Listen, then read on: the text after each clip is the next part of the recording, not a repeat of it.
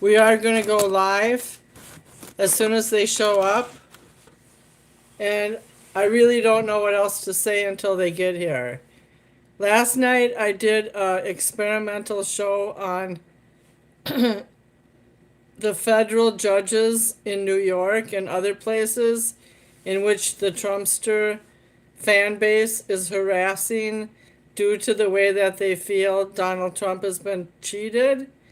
And I will read a portion of the article until they get here. The judge in Donald Trump's hush money criminal case expanded the former president's gag order Monday after the former president assailed the judge's daughter and made a false claim about her on a social media network that he runs. Judge Juan Merchan said the original gag order issued last Tuesday did not include members of his family, but Trump's subsequent actions warranted. Okay, I have to cut out a minute to figure this out. I'll be right back.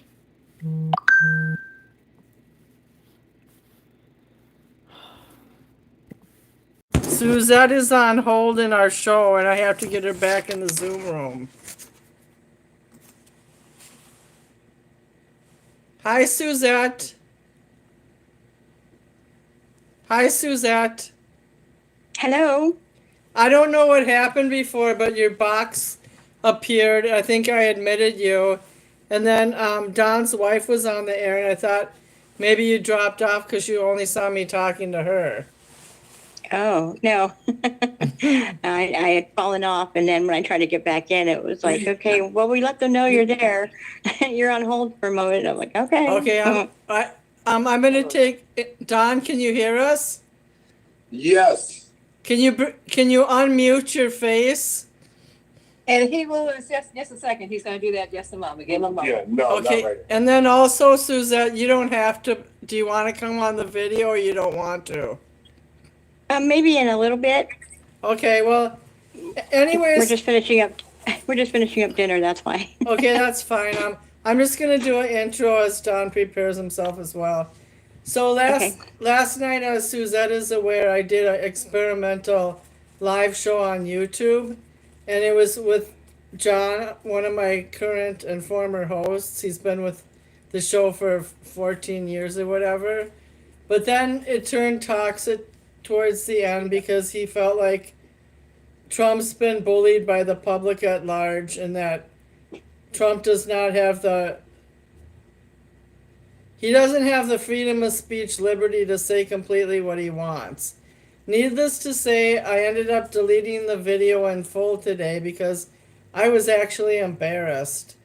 I was embarrassed for two reasons. I was embarrassed because it took so long for John and I to get into the technical mode of presenting a YouTube live video. And the second reason is because I wasn't dressed too well. And the third reason is because I felt like our discussion was not being productive after about 20 minutes. So now, as I put my lipstick on, the topic that I had picked off earlier in the week was it's just kind of like a sounding board to what we're going to discuss next. There was a huge article in NPR and also live on their radio channel that since 2015, there have been 27,000 threats to federal judges in the United States, and it's increased surmountably every year since 2020. That means the majority of the 27,000 threats came after 2020, after Trump lost in the federal election. What that says is that people are willing to, either by email or mail or harassing judges right at their houses or attacking family members on social media, they're willing to come out of the woodwork and attack federal judges. Even going so far this week to have Lauren Marchand, the daughter of Juan Marchand, who's handling the Stormy Daniels case, she was exploited on Truth Social, which is Trump's new social media platform. They were vilifying her because she's a Democratic consultant for the not so much for the Democratic Party, but the Democratic cause. And they were exaggerating what she was trying to do. Supposedly they put some pictures up on her, but I never saw them. I don't know if she was like in an evening gown or a bathing suit, but whatever the pictures were, it was supposed to depict her in a bad light. I feel like because of these court cases dragging through, now we're approaching April, so we have 6 months till we vote. I just think it's more of a kind of a crucifixion of both parties, that all this stuff is going on in the middle of an election cycle. Would anyone like to comment?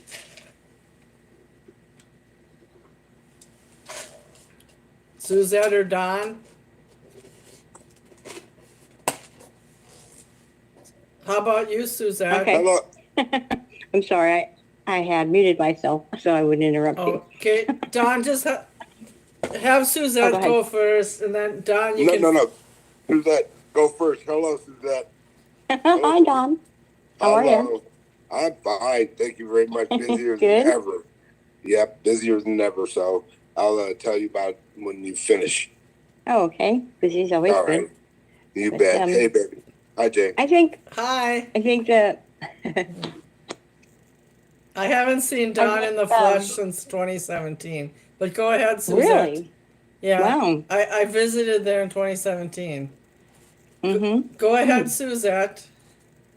So the uptick in what's going on with the judges and the threats, it could go both ways. They didn't say it was all Trump followers over those years, from 2015 to 2020, and then from 2020 to now. They actually didn't say how many or what portion, what percentage. That's a And good so, point.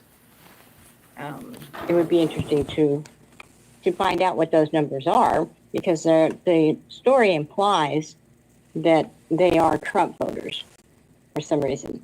And they can't all be from Trump voters, because there are issues on both sides of the aisle that the judges for different cases, whether it be criminal, such as murder, manslaughter, whatever it is.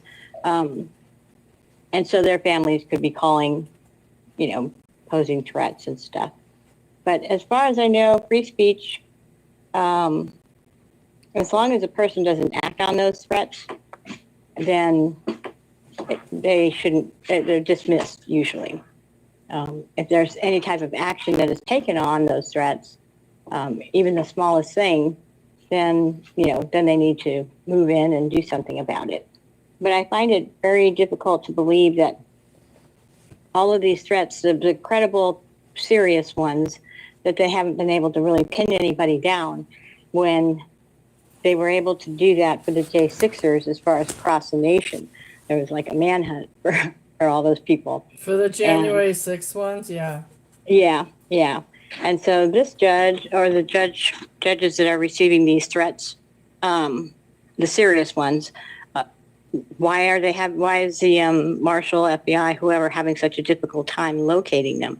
I mean, even when Judge Kavanaugh, he had a credible threat. The guy was in front of his house, and all Mayorkas would do, he says, well, what I could do is, they're very important. They need to be protected. So I've added extra marshals all over there to watch, Secret Service, and versus hunting that guy down to find him. They know what he looks like. They know who he is, but for some reason they can't seem to find him. And that's remarkable to me. So for me, it seems more like they're just trying to scare people, again, with the implication that it's just Trump followers that are doing this to the judges. And second of all, why aren't they able to locate the people who are making these serious threats? Anyway, back to you. The point that I wanted to elaborate on that you brought up is they did determine in the NPR article, like, how many of these threats are really credible and what can they do about it. But let's just say let's just say a Trump supporter of, passionate means is upset about what's going on in the courts. what good does it do to threaten a judge? Like, that's not gonna bring home justice to Donald Trump. It's gonna Right. it's gonna conflagrate that situation. So Yeah. I could see standing outside the courthouse saying, you know, having signs saying this is unfair and he's being like pigeonholed. But I'm sure they could think of fancier signs than that. But needless to say, needless to say, I don't think it would do any good. But it's just, I know even John accuses the liberal media of trying to exploit certain issues, but the Hmm. NPR article is pretty pragmatic. Let me just jump back.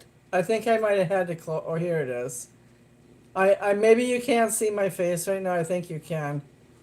Yeah, Prosec- I can. okay, prosecutors had urged Mershon, the judge, Juan Mershon, to clarify or expand the gag order after Trump wrote on Truth Social platform that Lauren Mershon, his daughter, makes money by working to get Trump and wrongly accused her of posting a social media photo showing him behind bars.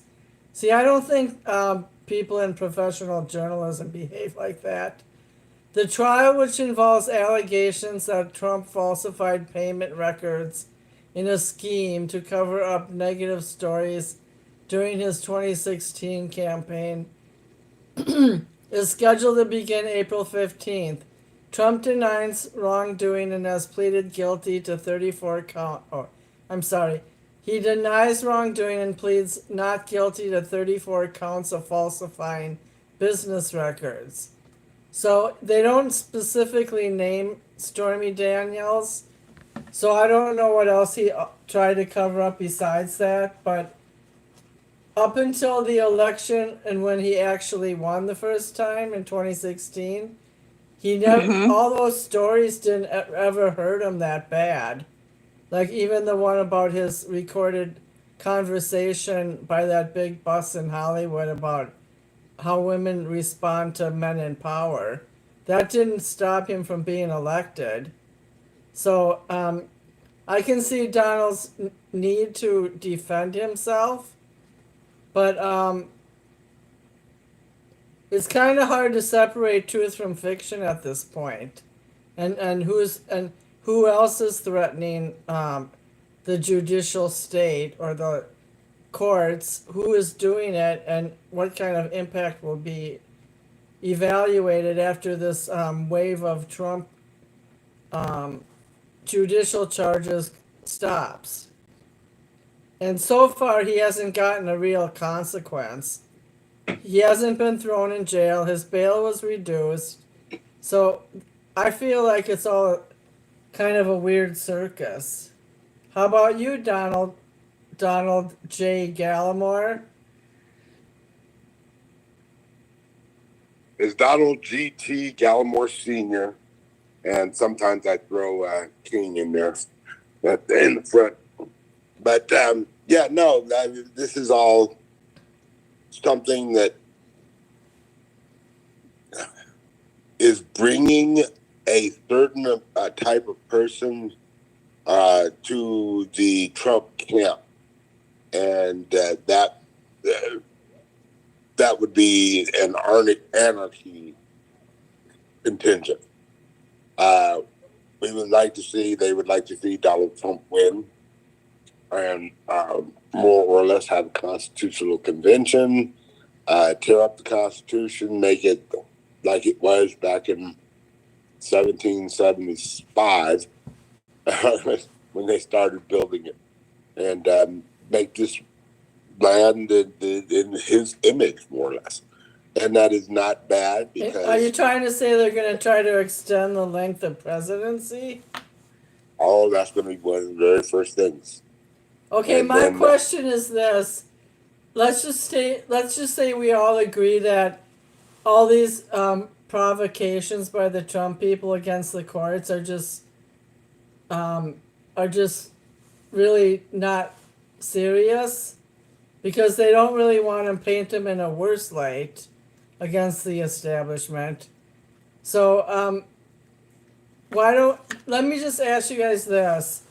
let's say RFK runs a strong campaign, he gets 12%, and Joe Biden keeps fading. What do you guys think the odds are that Trump's gonna win in November? I don't know.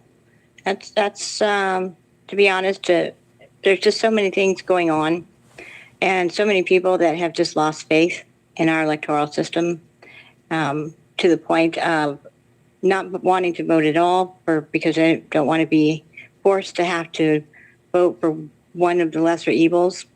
And then there's Robert Kennedy that's still running in the running. So there are people that are going to vote that way just because, again, they don't want to have to be forced to. They're disenfranchised. Yes, very much so. So I overheard these people were being interviewed in the primaries that are still going. Like one is in Wisconsin and one's in a northeastern state. This one Republican said, I didn't leave the Republican Party left me. And that he said he's voting for Nikki Haley even though she dropped out. And then in the general election he's gonna vote for anybody but Trump. And then these people in Wisconsin have this weird movement. It's called something like the uninstructed voter, or not, and they're all gonna vote under this vague category of not instructive. Don just got dropped. Uh-oh. Don Gallimore got dropped. So I'll have to text him, but I wonder if Wade got too confused and he couldn't handle this. Because I have skills. So, she can multitask. Woohoo! Go Jane. and I did tell John at the last minute he could come in, but I told him that it only takes 3 people to vote him off the island. So, I wasn't here to vote. so based on this general rhetoric, what else do you think is pertinent in local or national politics? I did hear something today, I think it was from Don. No, it was from you, saying that you're forced to report on your taxes if you're participating in Obamacare or some other health. Yeah, the fine, they call it. That's not a tax. It's not a fine. Yeah, it's a tax. I'm sorry. You're right. I got that backwards. One year, John did get punished for that. I think he was just leaving SOS, our company we worked at together, and I don't think he had his own new health insurance yet, and he got penalized. Yeah. It's $100 for the first penalty, and then it just goes up from there. $200 the next year, $300 the next year if you don't have the health insurance. And I'm not going to get too personal because we're on the air, but at least you could probably use medical deductions this year. Yeah. When my daughter was ill, we had over $5,000 in medical bills that year. Even though we had health insurance, we still had them. That's crazy. Well, that's because we moved from California to Stoughton, Wisconsin, and he was a principal of a school, and we had to buy private health care for that interim period. So it was the smartest thing my husband did at the time, and we also bought life insurance on her. So smart. But I think I haven't paid too much attention to was there any specific things on the primary ballot in California that I should know about, like referendums? Yes, there are a couple actually, and I can't think of them right off the top of my head. So next show I'll bring those up because they're actually very important.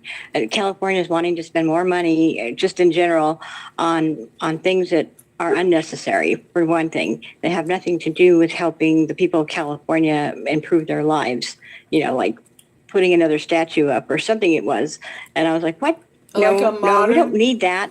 Like a modern statue instead of an old-fashioned one? Something to that effect. Hi, Wade. Hey. We're Like I gonna said, I have you can't talk recall in a exactly. second. We're gonna have you talk in a second. Okay. So Wade, we were talking about California referendums because we ran out of topic matter. Uh-huh. But I think Suzette said something about voting for a landmark. Is that what you were talking about, Suzette? I was saying something frivolous like that we don't need is on the ballot, and also Proposition 1, throwing money at towards the homeless situation, but it really isn't going to do anything about it. It just sounds good. They have grandeur dreams and utopias that they want to build, and without any foundation, So let's just throw this up there and hope it sticks or it doesn't fall. Well, And I'll look it and then up. I'll look it up for next week. yeah, do that. I'll text you too what information I have on that. But yeah, I have So. a brief announcement, men and women. I signed up for the Zoom meeting from 10:15 to 10:50, so we only have 10 minutes left.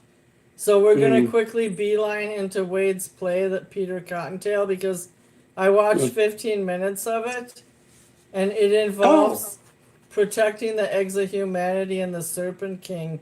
So I was interested to find out what. First of all, John's scared of anything with snakes, but he's not on the air tonight.